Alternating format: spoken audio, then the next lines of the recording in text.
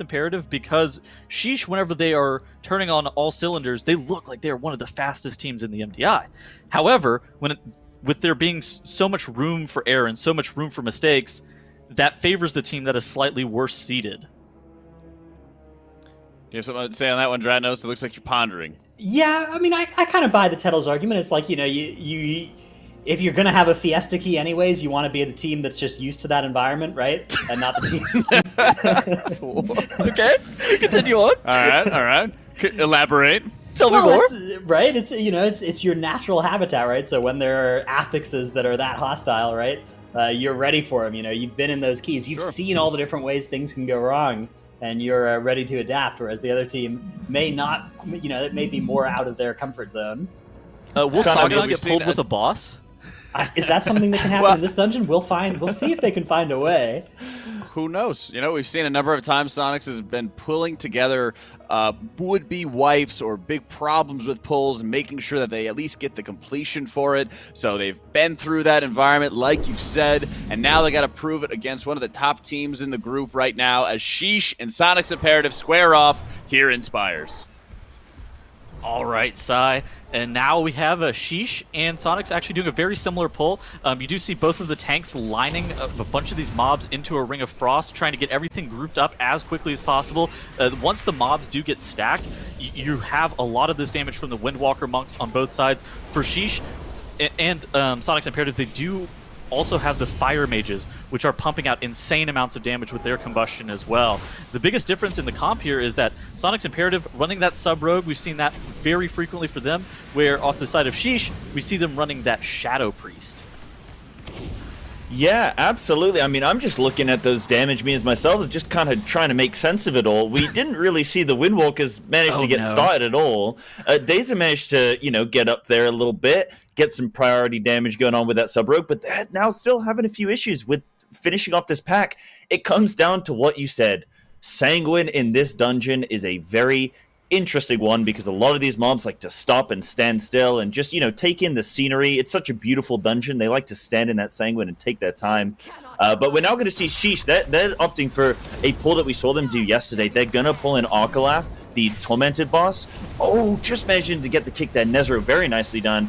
And then they're going to also be pulling in all this trash onto the boss. So this is going to be scary. They've got to watch out for Sanguine. They've got to watch out for the frontals from the bat. And I don't even know where the bat is right now. So if they know where it is, then they are absolute gods. But we see a little bit of chaos going on inside of Sheesh here. Oh no, there's a Goliath in the Sanguine. Yeah. Oh, he's taking his time. Get out of there. Get out. All right, so he finishes casting. Yeah, he finishes casting his recharge, and now this is problematic because you have to get so many kicks now.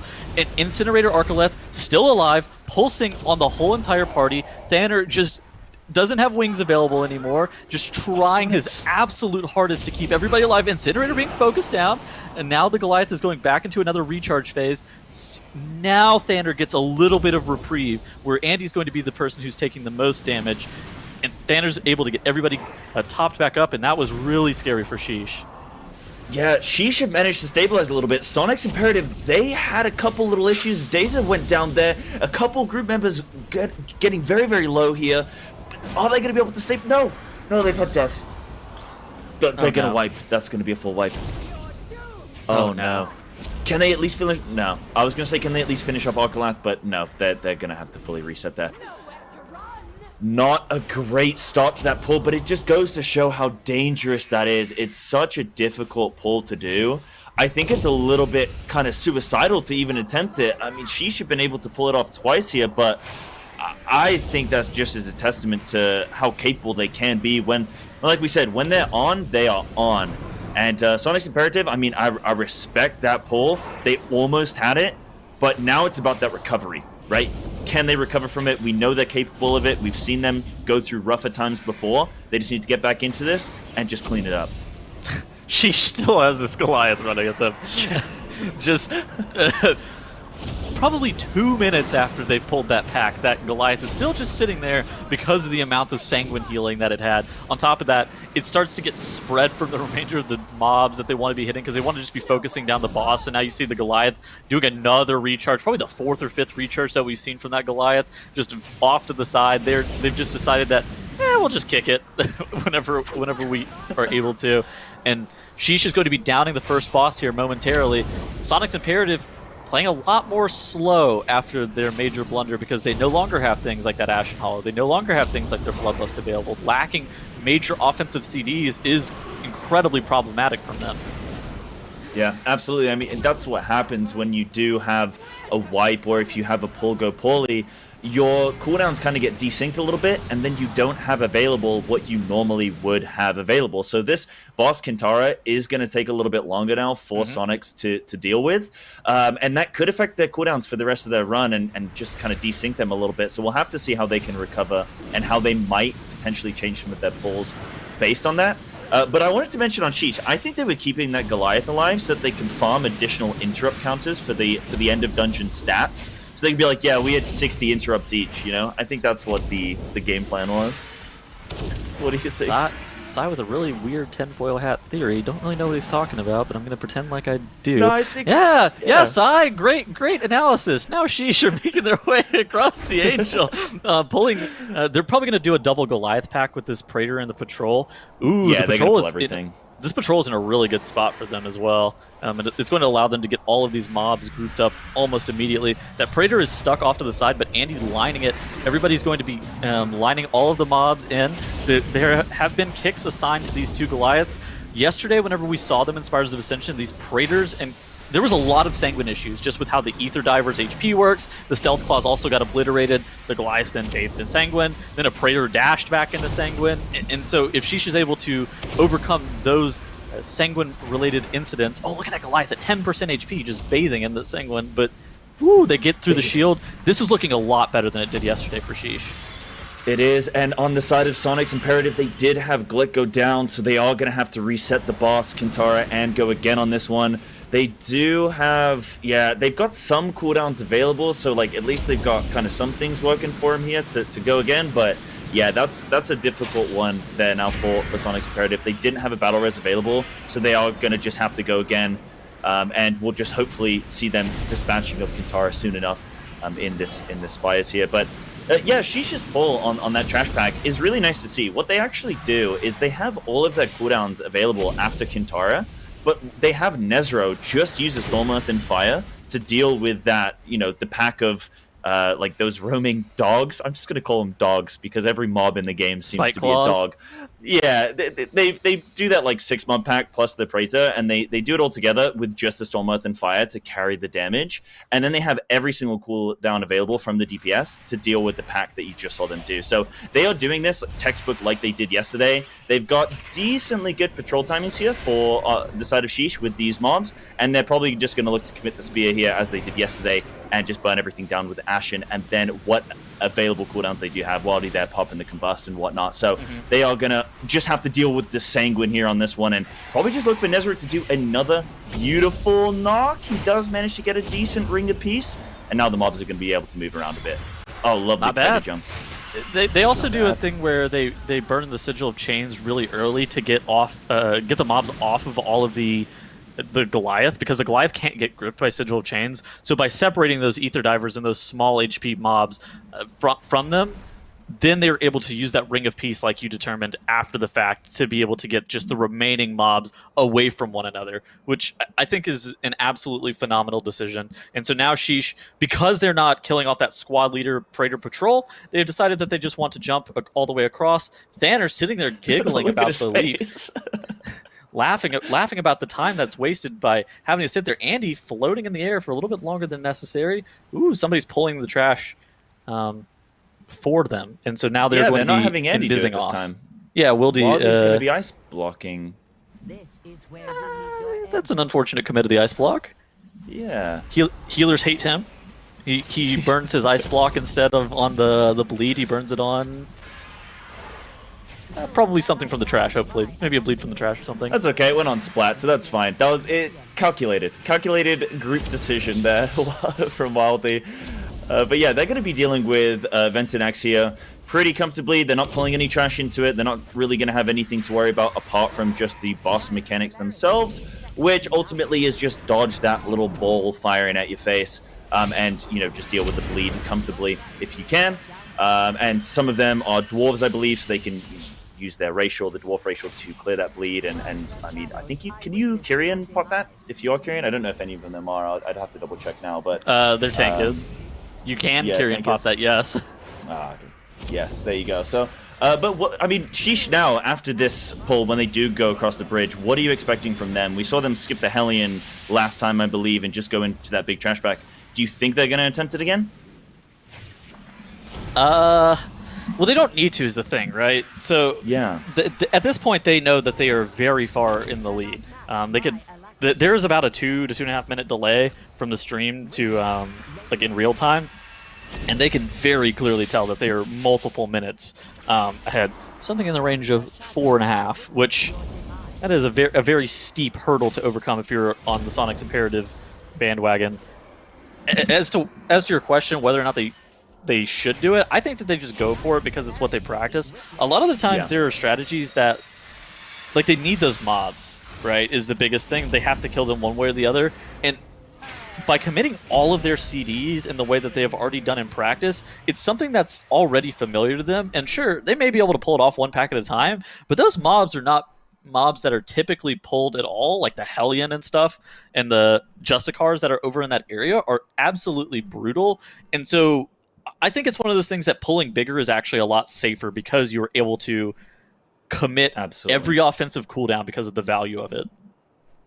Yeah, and I mean, speaking of offensive cooldowns, Sheesh's run has been pretty much exactly the same as it was yesterday. Like I said, they were making good use of their cooldowns as a group, and they were using them in exactly the same way that they were yesterday. So it seems like they've got this very well rehearsed and very well practiced. So I think that, like you say, they just have to go for what they're practicing on, because it's not just about trying to beat Soniqs Imperative, it's also about trying to beat the next team and the next team, and they want to make sure that they're getting cleaner every day and getting cleaner every week if they should continue in the tournament, beyond today. So it's about playing for that long game and just making sure that you're always trying to pull your best dungeon that you can. So this is the pull that we're going to see here on the side of Sheesh. So look at this, chat. If you haven't seen it before, if you're wondering, how this is going to look, they take a little minute just to get everything in position. You can see, is it Andy? Yeah, Andy's leaping away in the distance, pulling everything together. They do keep one of the Justicars, I think, CC'd there, because they don't want to pull it in the pack. So they do a little bit of CCing, and they'll play that later with an additional pack. But they're going to commit the spear here. They're going to commit all their offensive cooldowns that they have. They want to drop the spear here before any of these mob mechanics do go off, because some of them can get very, very deadly. Yeah. But now the Hellions are in Seguin? No, this is fine. This is actually perfect. This is the most perfect way that pull could have gone. The mobs died immediately outside of the spear. No sanguine healing was happened there. The Hellions immediately leapt out if they were even in a singular puddle. And that's about as clean as that pull could have gotten. We saw issues earlier on in the weekend where that pack, if you just have like 2 or 3 ticks of sanguine healing, it allows those Hellions to live just a little bit longer. It allows the Justicars to live just a little bit longer, and at that point it starts to cause insane problems. And now they DPS down this Justicar to about the 30 to 40% range and pull it with all the Usurpers, because the Usurpers have reduced amount of HP, and it's just a pretty efficient pull, all things considered. They get a nice ring apiece to get those Usurpers out of the Sanguine, and now they are effectively done with count on the side of Sheesh. They're just onto a Furion. They have the 3 Angels at the top that we did see them do all together earlier on as well, which it is a very dangerous pull, although they are substantially in the lead now. Yeah.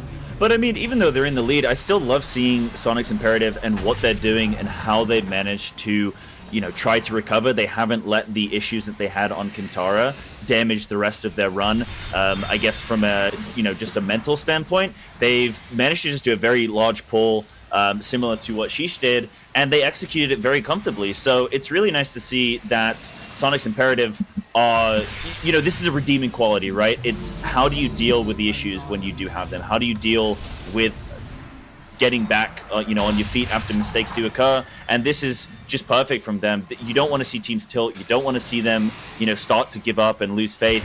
And you can see they're just cleaving through this pack here. They commit the spear. Now they've got to try and get a little knockback, try and get these mobs out of the Sanguine. It's a little bit messier than we saw from Sheesh, but still, I think it's looking clean enough that, you know, this pack isn't taking too much longer than it needs to. So yeah, good to see from Soniqs Imperative. Oh, no, they got knocked in. Oh no! Oh no! Braun just spawns no. and knocks every single mob into the segment. Braun the griefer coming back, coming out in full force and knocking every single mob in. Right as Sign jinxes every single thing that has happened for them. Huh? Nah, Braun's a hero. Okay, Braun was just. Look, Braun does his thing, okay? He's either with you or he's against you, okay? And look, he says, see you later, guys. I'm out. I've done my job. And he dips on out. Oh, no. Oh, Braun. It just knocked every single mob into the Sanguine. Huh. Oh, that's unfortunate. I did cast a cut. Like, imagine that, dude. The Braun Cena coming in. I cast a cuss, then with that. But yeah, Soniqs Imperative, they're going with this similar skip like Sheesh did. So I don't know if maybe, I mean, is this like a more of a standard? You've watched probably a lot more than I have of some of these team settles. Is this kind of a standard Spires route that we are seeing, or is this something that maybe Soniqs is kind of copying what Sheesh has been doing based on having seen their run yesterday? 0 squad leaders in pull. Those mobs are just very bad, and is the standard route, I will say. Soniqs Imperative. Not believers in what I said, and they believe that the squad leader is in fact very good for them. The squad leader puts a damage reduction aura on all the mobs that surround it, so that's why you see most groups elect to skip them. The downside is that the pulls, like, you either have to do some trash on the front end, and we saw it from Soniqs Imperative, they were doing like some ether divers and some skirmishers that were at the front, or the alternative is you have to do just all of the usurpers, a bunch of Hellions, Justicars, and stuff like that are on the back end, which Sheesh elected to do, and so they were able to skip all of those squad leaders. And I think the squad leaders are generally just the most avoidable thing in this dungeon because of that damage reduction aura. Yeah, for sure. But as Soniqs Imperative are going to be cleaning that up and looking to move on to Ventanax there, we're going to see Sheesh doing the triple angel pull. Now, here they have to commit just every cooldown that they have available. They even commit the Bloodlust there as well. They've got the Ashen Hallow down, and they have to kill all of these mobs within, 5 seconds of one another, or they will full heal and gain the abilities of the other angels. So they have to be very, very calculated, and this is where Nezro can be very effective with the Touch of Death here to just finish off the highest health mob that they are going to be left with. But, oh no! Oh, they've healed! Yes, they have. Oh no, they've healed, and now why and is not one even, of them even, at... Yeah. Is that because of an half MS? Is that because of Windwalker's Mortal Strike on Rising Sun Kick potentially? Oh, okay. Zyro in our ear saying Necrotic Wound Dagger. That makes sense. That was the reason that it only killed the 50%. I was confused because I was like, because Windwalker Monk does have a Mortal Strike on their Rising Sun Kick, but it didn't make sense as to why it would be applied to both. Never mind, Zyronic has lied. We don't know why. Okay. Oh no, Sheesh is having some issues. This is probably going to be a full wipe from them. Yeah. They have now Klotos to deal with, which, you know, it could be going better. That is the most difficult one, if I'm not mistaken, right? Isn't that the one that normally sits on the far right? Yeah, that is the most difficult one. That is the most difficult one. But they gain the effects of the other angels whenever they die anyway, so it's not like. Yeah, true. This is pretty scary because they no longer have any CDs for it, but at the same time they have a substantial amount of time. There's still something in the range of a boss and a half plus 3 trash pulls ahead, so they're multiple minutes in the lead of that of Soniqs Imperative right now, so they can afford a couple more mistakes even and still be fine. I mean, they're even going to take a second just to get their feast, you know, because this is where if they go and pull this angel now, because it's buffed by the other angels, they have to make sure that they don't wipe on it again, right? They don't want to kill Clotus and they've not got any cooldowns for it. So they're going to make sure they're fully buffed up. They've got their cooldowns available. You see wings get used, you can combust get used. Yeah, go on. It is a 20 tyrannical, so it is for the teams that like they have 252 gear or 259, depends on like what they're wearing. Like it is a 20 tyrannical. This mob is getting absolutely obliterated. You see, they committed things like the combustion. The Shadow Priest committed all of his CDs too. The Windwalker evens wind it. Like whenever you're committing an insane amount of cooldowns on a 20 tyrannical at that gear level, that mob just melts, and it's really not that bad. If it was like a 22 fortified, it would have been very problematic though. Yeah, just obviously like making sure that they've got those cooldowns available, because if they had gone in without it and just been like a little bit greedy, then they could have potentially wiped on it again, and then that's when they're kind of like, okay, now you gotta be really careful here, because Soniqs Imperative absolutely could catch up. But it's really nice to see, you know, as we've seen Sheeesh dealing with Devos and hopefully playing this one through cleanly. But Soniqs Imperative, we see Wolf there in the bottom, just smiling on cam, having a good time still. Like I said, it's really good to see from them that they are staying in this thing mentally and just continuing on with their pace of this dungeon. I'm interested to see, just from from a team standpoint, what pull they look to do here, and whether they have they're going to be opting for a slightly smaller pull, but this is still cool to see from them, just doing recovering from those earlier issues that they did have, and those death timers as well on the board that they clocked up on Kintari. But yeah, Sheeesh, they're going to be dealing with Devos here. They got to push it to that 80% point, and then she's going to look to jump away. And then they've only killed one of the three or one of the four tormented mobs, so they are actually now going to be benefiting from Devos moving far enough away from the group that they're not going to be suffering from the slow and suffering from the healing reduction and all those such things. So now this is the point where Thana can kind of make sure everyone's topped up, make sure everyone's healthy, and then they get back into the boss fight. So they're doing this very comfortably. Yeah, they pop the Ashen Hollow here. Now they have a decent amount of CDs, like you were talking about, and just making sure that they get through the second phase very consistently. We're on the side of Soniqs Imperative. They do the Usurper pull, but they are pulling pretty small, like you were talking about, right?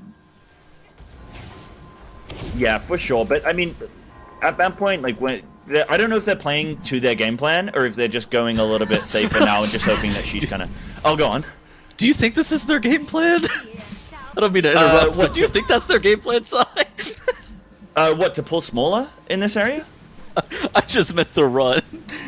Oh, well, no, but like this is what I'm saying, where if they've had mistakes, are they still playing to their game plan, or has that impacted their run, and then they've had to do pulls differently to what they would have wanted to do? That's just what I meant with that. But yeah, obviously I don't think they were planning on wiping twice on Kintara. I don't think that was like a style point that they were kind of going for, but yeah, just whether they kind of continued the run to how they wanted to.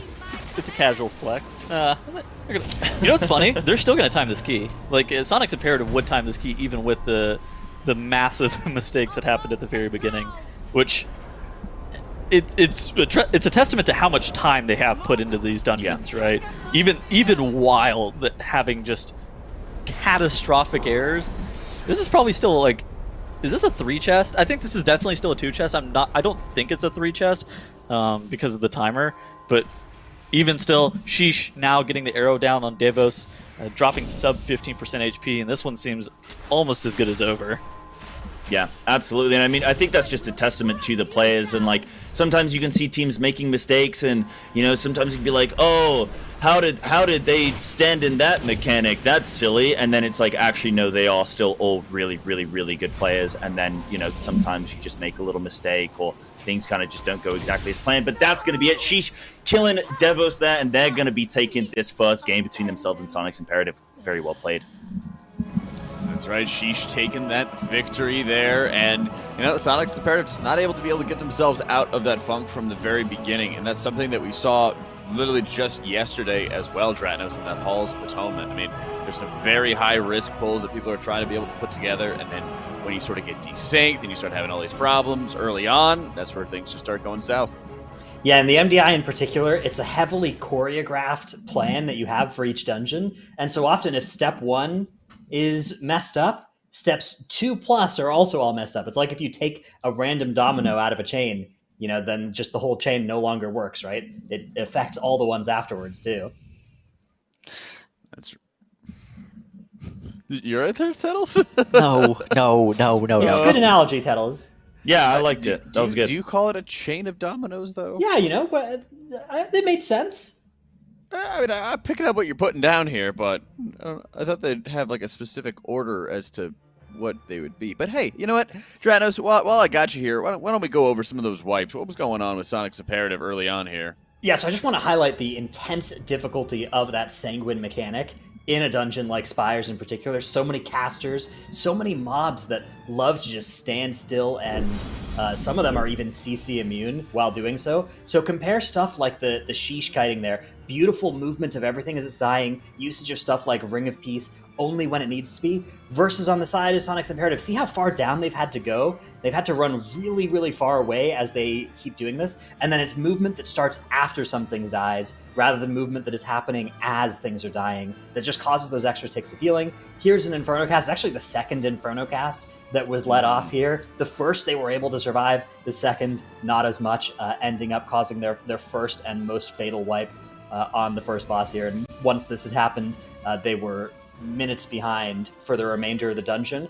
Of course, so this is back over to Sheesh now. Look at the way they manage the spear pull. Spear pulls are actually so scary in Sanguine because as soon as something dies, right, you get that Sanguine puddle and the mobs don't move naturally. But look at that beautiful Ring of Peace coming down just as the mobs are dying. Look at that line of Sanguine that's happening as everything is just dying right outside of that previous Sanguine puddle. Meanwhile, over on Soniqs Imperative, this is where Braun shows up. That from the Forge Light tree that all the Kyrian players are running, and just yeets the mobs back into the Sanguine puddle. Unfortunate turn of events that could happen to either of them, right? Braun is active for both teams, of course. Andy has it too.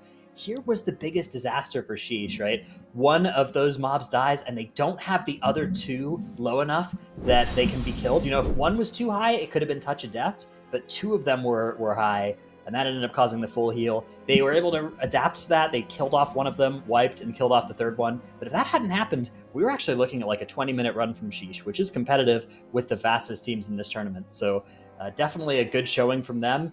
Of course, just a brutal dungeon, a lot that can go wrong, and several things that did. That's right. And, that's one of the big things to look at is just how easily some of these different things can fall apart, like you're talking about. Even if it's something simple like Braun, if it's something simple as, people not quite paying attention to trim the DPS on the right branches when they need to. Something like with Soniqs, seemed like all their melee was getting kind of cleaved left and right as they were putting together the pull to begin with. So but then you start comparing that to what Sheesh was doing, and you're saying, you're looking at the tank on the side of Sheesh just standing there like a rock, making sure all the frontals go off, and then everybody else is able to move in. Bloodlust gets popped, and they can just blast everything down. So with that, we are facing elimination on the side of Soniqs Imperative as we start approaching Necrotic Wake on this one side.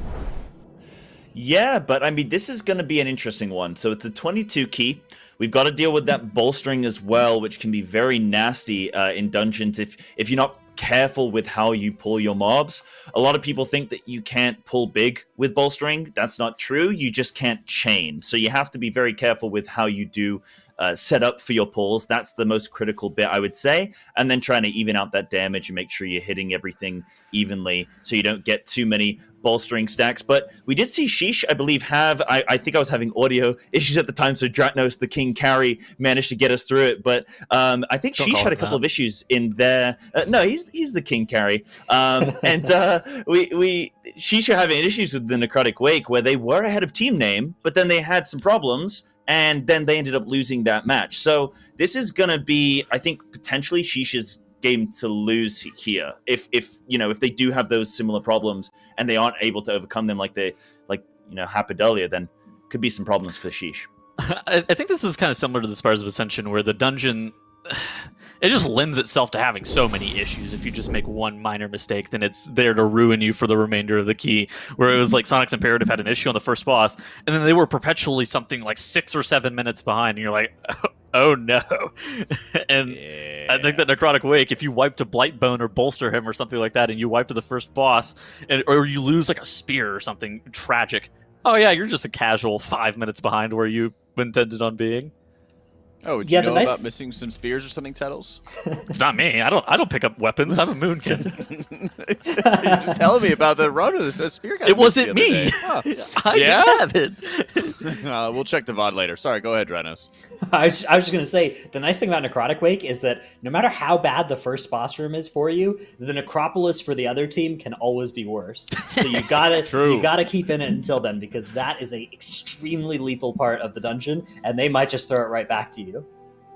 Yep, and we've seen all too many times where, starts at the very beginning of some dungeon, a team wipes, and they just stay in it, they get themselves together, and somebody can just hand it right back to them. So, Necrotic Wake, like you said, is going to be that opportunity for it to happen, and it's also, again, just going to keep on emphasizing that sort of group composition we've been hammering over this week, Sai, of how well Subtlety Rogue has been able to even out health pools and allow more even kills. And we saw a number of times where, for example, more trash starts getting pulled into Blightbone as he's dropping low, and you just have that Rogue lasering down a single target. Yeah, absolutely. I mean, composition really does just have such an impactful impact on the dungeon as a whole. If you that's where it begins, is how you actually set up to do some of these pulls and carry out the dungeon. It's just how good is your composition. And we've seen it in the tournament today, where sometimes the composition just isn't quite as good, and you end up having a few issues in the dungeon because you don't have the answers to the problems that you are faced with. But I'm thinking we're probably going to see similar compositions. It seems like teams don't really switch up their compositions too much in dungeons once they've been practicing them and locked them in initially in the tournament. So I'm not expecting too many curveballs here, though I could be proven wrong. You never know. Sonic might pull something out big. We'll see what they got. Game number 2, Sonics facing elimination. Sheesh trying to move through the lower bracket right now as Necrotic Wake gets underway. Jack immediately feeling very scared, seeing Wolf electing to go on that Discipline Priest, worried about his raid spot now that Wolf has picked up the Disc Priest. Jack now back in my ear, upset. Not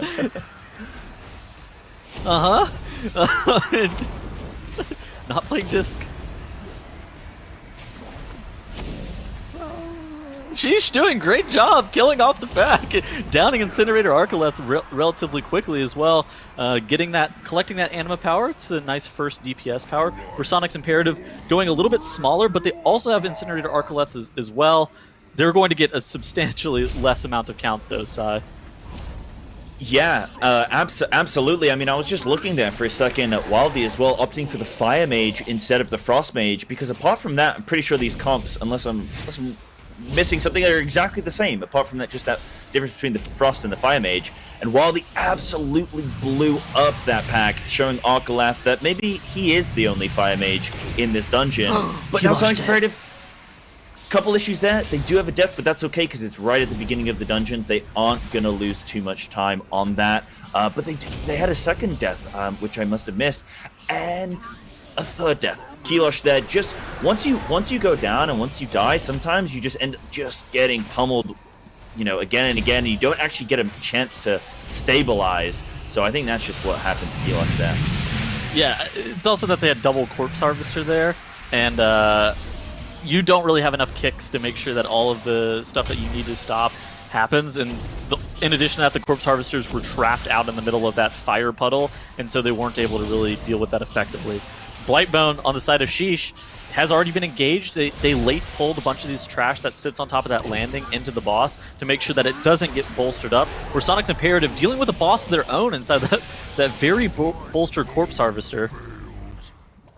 Yeah, this is where you just have to be very careful with how things are dying. This is where Deza has to do the best job that he can to just funnel a lot of damage onto those higher health mobs like the Vanguard, as you were saying. And now they pull a Gatekeeper.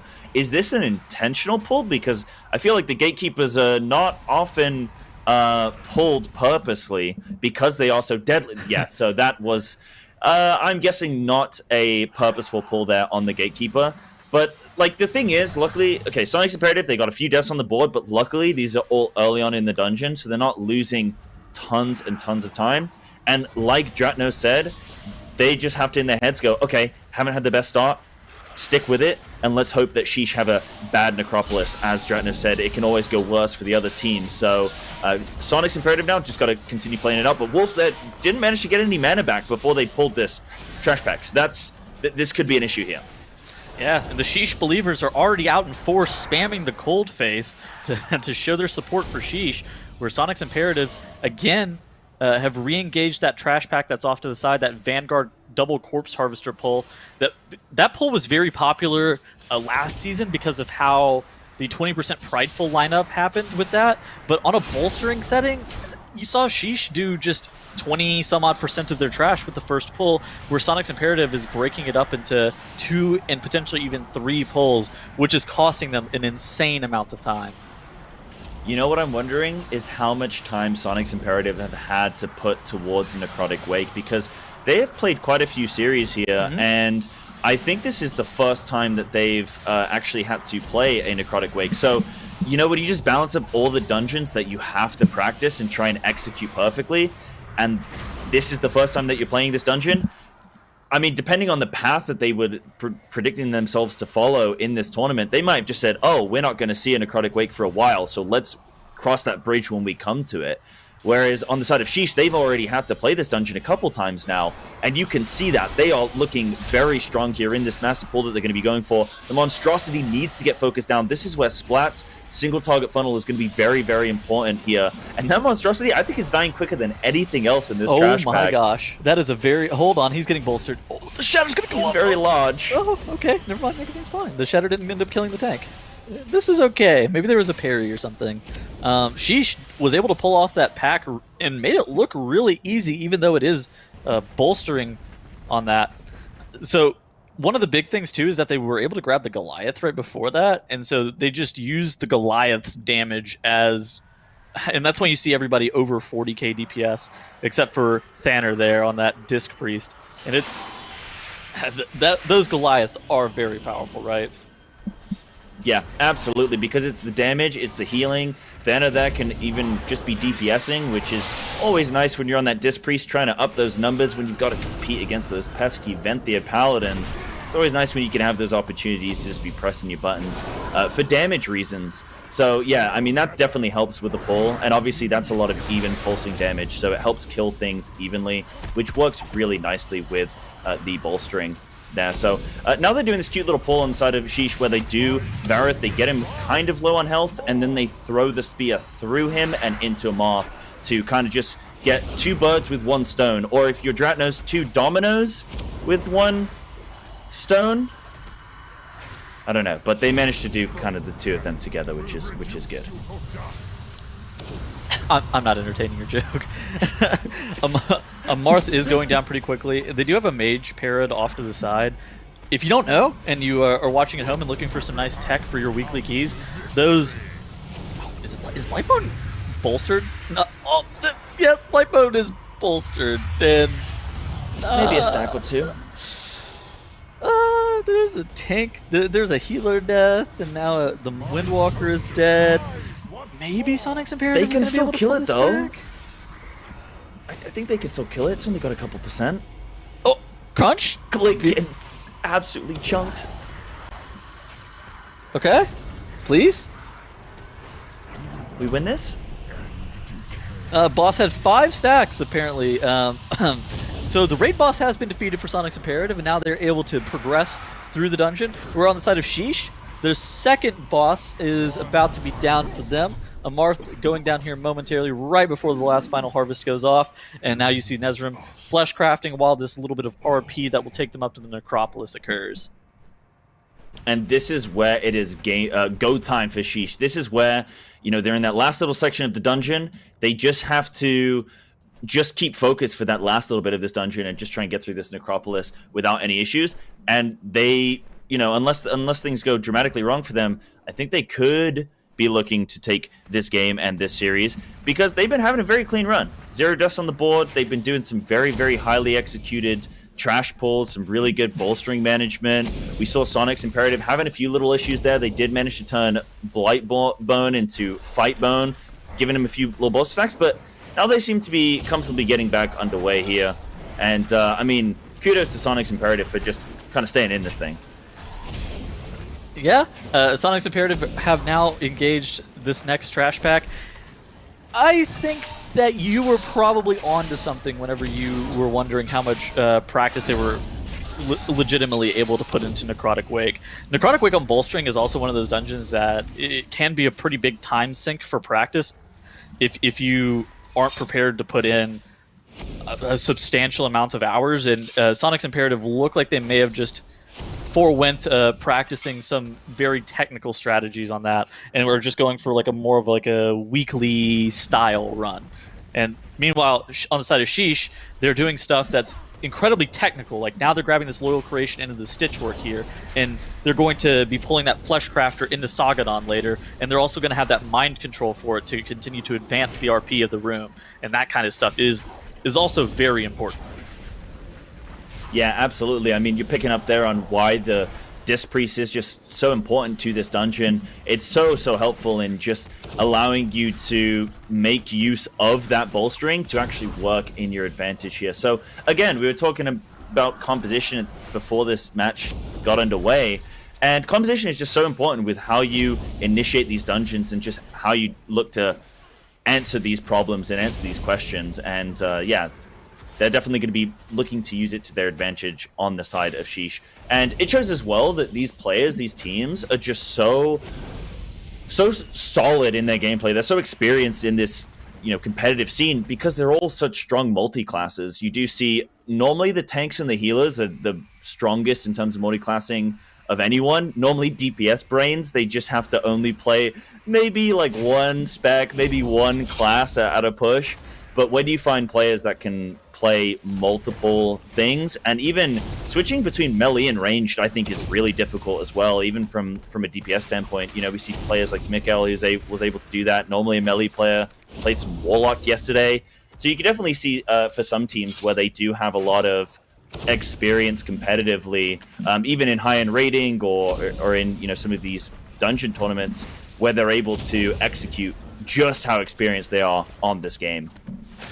Yeah, absolutely. And I think that very strong multi-classing, like you were saying, it's one of the most important things that you can have in an MDI, because there are going to be these very unique skills and unique things that some of these classes bring and some of these classes don't bring. And there are times where specific tech, like you were talking about, that Disc Priest, just that having a priest in general, it's going to be, I don't want to say mandatory, but it's going to be mandatory at least at this level for the MDI.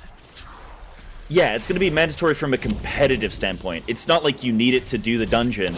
It's you need it to beat the other people that are also doing the dungeon, So it's just taking advantages where you can get them. I mean, we saw in the Plaguefall earlier where one of the teams didn't have a Necro Covenant and one of the teams did. Now, fortunately, it didn't end up making a massive difference because there were issues elsewhere in the dungeon, but just little bonuses like that where you can just add them on. If all other things are equal, and then you can pull out a nice little advantage by having, an extra buff here or an extra help somewhere else. But I'll cut myself off because Soniqs Imperative, they were just going for this big pull here, and Glick just got pretty low there, but they managed to hold on. Glick just trying to kite as best he can in that barrier. And yeah, I mean, Soniqs, oh no, Wolf goes down, but towards the end of the pull, so it's not going to be. Oh, the bone plays. The raging bone play, or the bolster bone plays. Please stop that. Okay, Wolf is going to be able to get rezzed here though, so this is fine. He's laughing a bit. Yeah, absolutely. And what do you think about Sheesh here now, as they're about to be getting ready to go on to the boss, I believe, as they're going to be going on to Stitch Flesh here? Yeah. So it looks like they're going to be electing to skip Sagadon. I think that they know that they're really far ahead, but I think that they just probably want practice doing Sagadon with the Nalthor. Nalthor, you would think that his frozen spikes are magic damage, but they're actually physical. Oh my god, splat. Almost went splat there. Splat. But it's an interesting decision, and I think that that's the biggest takeaway from the weekend is when are teams electing to play specific tormented mobs versus when are teams electing to skip specific tormented mobs, and is there ever going to be a situation where you play something like 3 or 4 tormented mobs with the final boss, and if so, when would that be? Yeah, I think it'll depend on quite a few factors, right? Like, it depends on who the team is and whether they are confidently strong enough to be able to do it, and what the dungeon is, because obviously in this tournament format, we have a range of different key levels and a range of different affixes. So you might find some dungeons, oh, you absolutely have to kill at least 2 or 3 of these tormented mobs. And other dungeons, it might be a case of, you can get away with only killing 1, or maybe even skipping all of them. But it really is going to come down to, I think, those factors. Yeah, and at the same time, too, it's one of the biggest things that you can do is if you see in the opposing team is just multi-minutes behind due to things such as, like, wipes or whatever else, you can play a lot safer of a strategy by pulling those tormented mobs and just making your final boss substantially safer in the long run. Because we have seen a lot of problems on final bosses coming into this weekend. It's just on a boss-by-boss basis, I think, is the biggest thing. Like, the last boss of Plaguefall, Margrave Stradamus with Aura's Cold Heart, is just brutal. Yeah, it's absolutely nasty. Like, I don't know what's worse, the healing reduction with the rain, or the slow with trying to dodge those tentacles. Like, it's actually just pain for everyone involved. So, yeah, I think it's one of those, like, limit testing that teams have to try and see what they can deal with. But at the same time, you don't really, like, you don't have much practice on it, because you have to practice every single dungeon all the way to the last boss before you can even see if you're able to do it or not. So it's not like you can easily just jump in and test it within a couple minutes. You have to do the whole rest of the dungeon. Yeah. Anyways, Sheesh, on to Nalthor the Rhinebinder. They do that very impressive tech where they're able to get that Fleshcrafter up to Nalthor.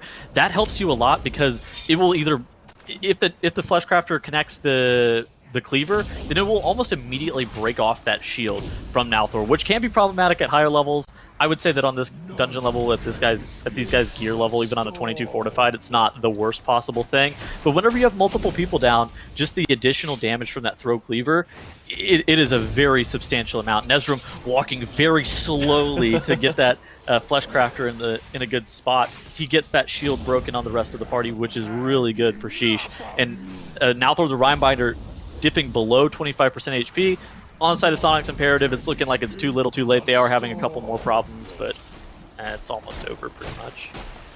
Yeah, absolutely. And I mean, this cleaver, just finishing there on that cleaver, that is not easy to do, because you have to position it very, very carefully. And like you say, you have to try and angle. You have to, like, Tokyo drift your way into position there. But Sheesh have managed to do it successfully. They are 2-0 up against Soniqs Imperative here in this series. Sheesh takes the win, takes that victory, and is going to be moving on through that lower bracket. Waiting to see who's going to go meet them there, as Evolving and Pieces Donkey still have yet to play. But congratulations there to Sheesh, as they are sending Soniqs Imperative home. And you know what? Kind of feels bad to see the Guildies go home, but you got to be happy with how Sheesh is just rebuilt, or well, not even rebuilt, but they've shown a lot more life than we saw out of team names